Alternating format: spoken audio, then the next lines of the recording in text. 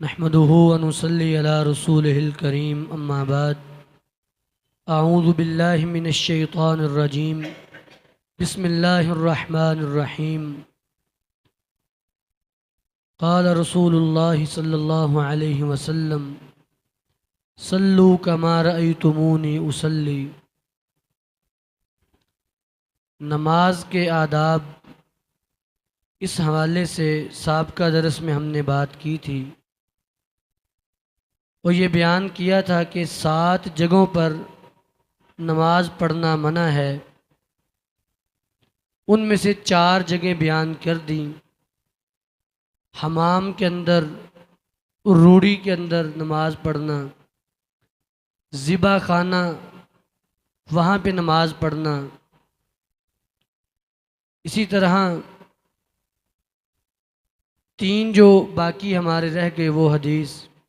وعن عبد الله بن عمر رضی اللہ تعالی عنہ قال قال نہا رسول اللہ صلی اللہ علیہ وسلم ان یصلی فی 7 مواطن۔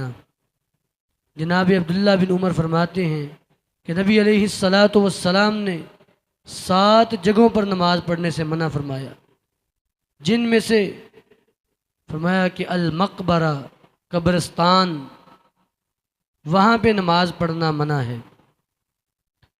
قبرستان میں نماز پڑھنا اس لیے منع ہے چونکہ نماز کے اندر رکوع بھی ہے، نماز کے اندر سجدے بھی ہیں، تو اللہ کے علاوہ کسی اور کے آگے جھکنا یہ شرک ہے۔ اور وہاں چونکہ ڈھیریاں بنی ہوئی ہیں، قبریں ہیں، اگر انسان کی اپنی نیت نہ بھی ہو، کوئی دیکھنے والا یہ نہ سمجھ لے کہ شاید یہ قبر کی عبادت کر رہا ہے، اور اس معاملے میں آپ نے اتنی سختی فرمائی کہ آپ کی زندگی کا آخری وقت اپنی وفات سے 4 دن پہلے جمعرات کے دن نبی علیہ الصلاۃ والسلام نے درس ارشاد فرمایا، اور اس میں فرمایا لعن اللہ الیہود والنصارى اتخذوا قبور انبیائہم مساجدا۔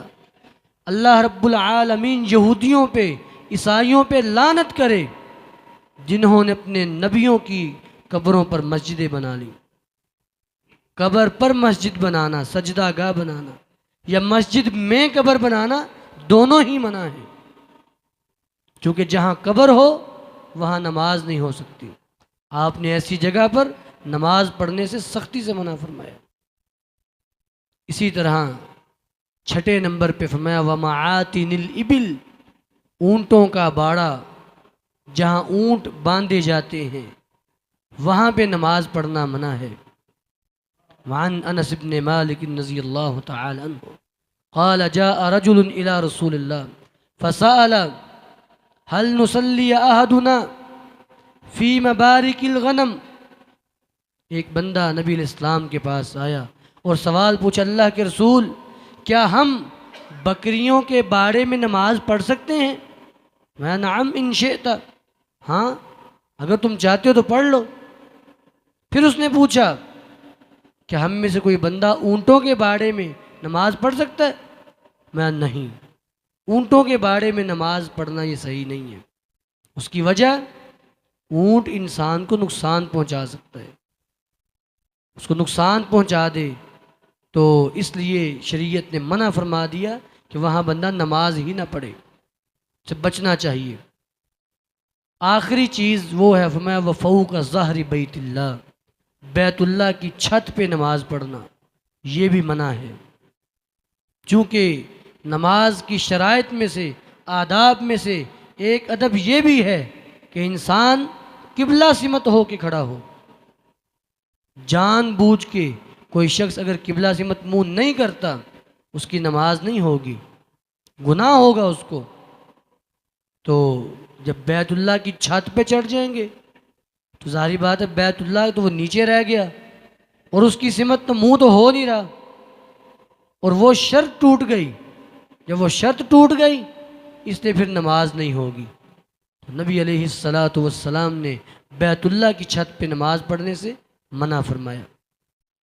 دوسری حدیث نماز کے آداب کے حوالے سے، لباس کے متعلق روایت عورت اور مرد کے لیے، پہلے عورت کے لیے حدیث، وعن ابی ہریرہ رضی اللہ تعالی عنہ قال قال رسول اللہ صلی اللہ علیہ وسلم لا يقبل اللہ صلاة الحائض الا بخمار، اللہ رب العالمین مایا کہ عورت کی نماز دوپٹے کے بغیر قبول نہیں کرتے، عورت سر ڈھانپ کے نماز ادا کرے، یہ نہیں کہ دوپٹہ تو گھر میں ہی ہے نا، کون سا دوپٹہ لینے کی ضرورت ہے، نہیں، اس کی نماز ہی قبول نہیں ہوگی، دوپٹہ لے کے اور اس کا پورا بدن ڈھانپا ہوا ہو، اس کا پاؤں کے ٹخنوں تک ڈھانپے ہوئے ہوں، پھر نماز ادا کرے۔ جبکہ مرد کا سطر، صحابہ اکرام نبی علیہ بیشتر روایات آپ سے سوال کرتے، اللہ کے رسول مرد کے لیے کتنے لباس کی ضرورت ہے؟ میں اس کے کندھے ڈھانپے ہوئے ہوں اور ناف سے لے کر گھٹنوں تک یہ حصہ ڈھانپا ہوا تو اس کی نماز ہو جائے گی، مرد کے لیے اتنا بھی کافی ہے۔ اب یہاں پہ آخری بات یہ بھی سمجھ لیں، شریعت نے کہیں بھی یہ نہیں کہا کہ شلوار قمیض پہنو یا پینٹ شرٹ پہنو یا جبہ پہنو، شریعت نے کسی لباس کا نام نہیں لیا، شریعت نے اصول دیا ہے۔ وہ اصول کیا ہے کہ لباس ساتر ہونا چاہیے، سطر کو ڈھانپنے والا ہونا چاہیے۔ اگر اتنے ٹائٹ کپڑے ہیں، پینٹ شرٹ ہے زیادہ ٹائٹ ہے، رکوع سجدے میں تو ویسے بھی ٹائٹ ہو جائے گی، تو ایسے لباس سے بچنا چاہیے جو انسان کے سطر کو، اعضاء کو واضح کر دے، ایسے لباس سے خاص طور پہ عبادت میں بچنا چاہیے۔